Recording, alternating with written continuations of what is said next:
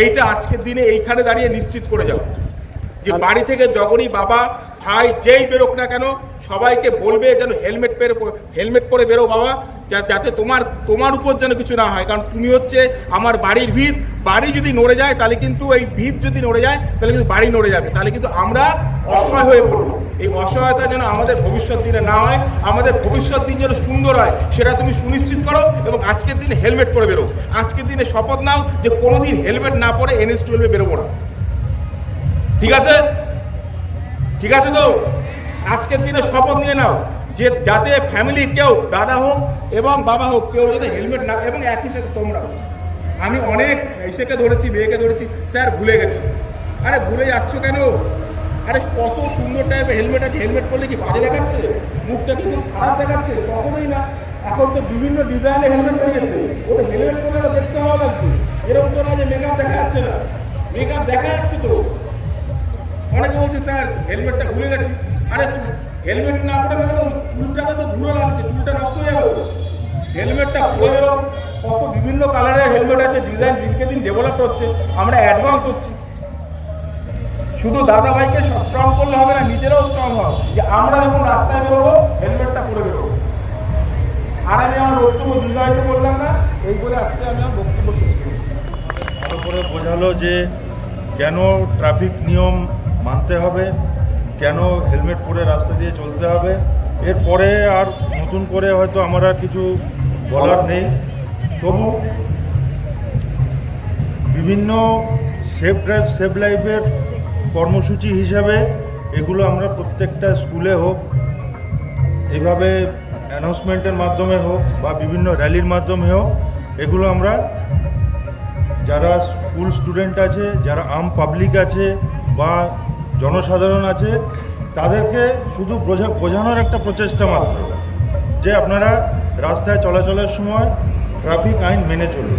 সেটা হতে পারে যে কেউ বাইক চালিয়ে যাচ্ছে, সেটা হতে পারে কেউ ফোর হুইলার নিয়ে যাচ্ছে, বা হতে পারে কোনো পেডিস্ট্রিয়ান কেউ হয়তো রাস্তা দিয়ে নর্মাল হেঁটে যাচ্ছে। প্রত্যেকের ক্ষেত্রেই আলাদা আলাদা একটা ট্রাফিক নিয়ম আছে যে রাস্তায় চলতে গেলে আমাকে সেই নিয়মগুলোকে আমাকে মানতে হবে। যেরকম গাড়ি চলাচলের ক্ষেত্রে হেলমেট পরতে হবে। একটা বাইকে দুজনের বেশি ক্যারি করা যাবে না। 3 জন একটা বাইকে কখনোই উঠবে না। গাড়ি চালানোর সময় ড্রাইভিং লাইসেন্স সে অবশ্যই ক্যারি করবে, বা সে যেন ড্রাইভিং লাইসেন্স হোল্ডার পায়। এখানে বহু ধুবুলিয়া চত্বরে বা কোচবিহার চত্বরে প্রচুর এরকম বাইক আমাদের কাছে এসে ধরা পড়ে যাদের কিনা কোনো ড্রাইভিং লাইসেন্স থাকে না। আমার ড্রাইভিং লাইসেন্স আছে, আমি আমার বন্ধুকে দিয়ে দিলাম যে ভাই তুই গাড়িটা নিয়ে অমুক জায়গা থেকে এই কাজটা করে আয়, বা আমার কাছে এসে বললো যে ভাই আমাকে গাড়িটা একটু যেত, আমি একটা কাজ করে আসবো।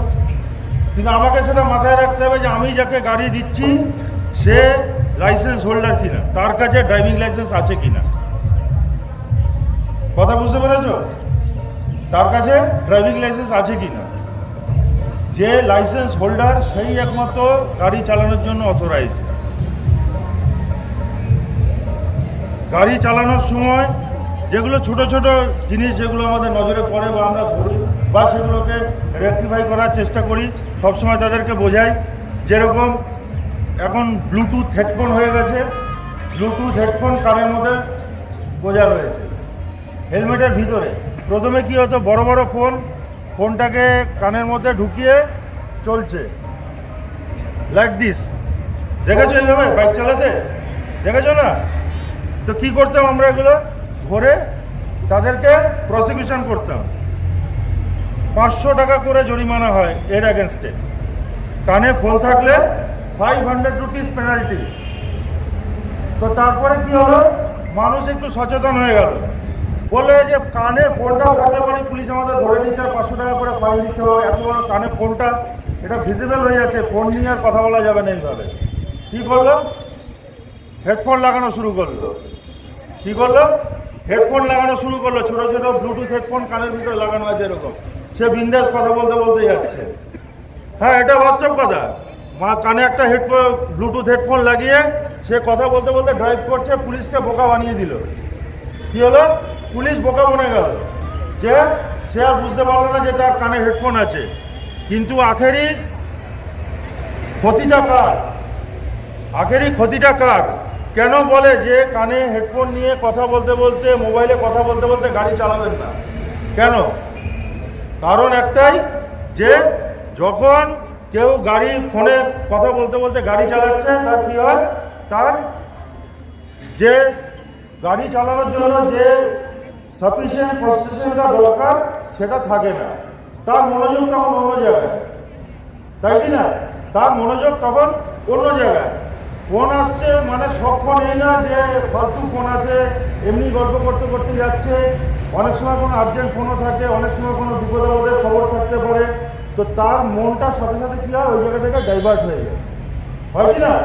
সাথে সাথে ডাইভার্ট হয়ে যায়। ডাইভার্ট হলে কী হবে, অটোমেটিক্যালি গাড়ি চালানোতে বা রাস্তায় চলতে গেলে কোনো রকম বিপদ বা দুর্ঘটনার সম্মুখীন তাকে হতে পারে। হবেই বলছি না, দুর্ঘটনার গ্যারান্টি কেউ নিতে পারে না, আমরা কেউ ভগবান নই। একবারও বলবো না যে কানে হেডফোন না থাকলে, কানে ফোন না থাকলে, মাথায় হেলমেট না থাকলে কারো দুর্ঘটনা হতে বলবে। বড়রা কথা শোনে না, পরিষ্কার, বড়রা কথা শোনে না। তোমরা বোঝাবে, বড়রা শুনবে। কথা বুঝেছ? ঠিক বলছি না ভুল বলছি? হ্যাঁ, ঠিক বলছি না ভুল বলছি? মেয়েরা স্কুটি চালাচ্ছে এখন, তো মোটামুটি 50-60% মেয়েদের কাছে স্কুটি আছে, স্কুটি চালাচ্ছে। 60% মেয়ে চালাচ্ছে, একদম 58% মেয়ে হেলমেট পরে না। আমরা তাদেরকে একটু কনসিডার করি,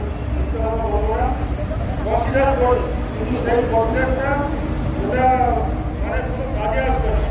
দুর্ঘটনা কোনো মেয়ে, ফিমেল, বয়স্ক, পুত্র, বাচ্চা দেখে কোনো দুর্ঘটনা কোনোদিন আসবে না কারোর কাছে। কারোর কাছে আসবে না। দেখে রাখবে, স্কুটি চালাচ্ছে, সামনে একটা ছোট বাচ্চা 3 বছরের দিয়ে যাচ্ছে। দেখো কি দেখো না রাস্তাঘাটে, দেখো সামনে একটা 4 বছরের ছোট বাচ্চা তার সামনে ধরে তাকে ছুটি দিয়ে তাকে তুলে দিয়ে যাচ্ছে। বাইচান্স যদি কোনো দুর্ঘটনা ঘটে, সবার ফার্স্ট কেন্দ্রীয় হবে, সমস্ত সামনে একটা বাচ্চাটা তার দায়িত্ব পার জানতে পার, তাই তো? আর এটাকে শেখার জন্য এখন শীতকাল, ঠান্ডা আছে, ঠান্ডার সময় ঠান্ডা লাগবে, এটা খুব বাস্তব কথা। তারপরে কেউ সোনার মামলা টুপি পড়া ছেড়ে, তারপরে তো ঠান্ডা লাগে, লাগে কি লাগে না? কিন্তু তাই বলে সোনার পড়া কেউ ছেড়ে দেয়?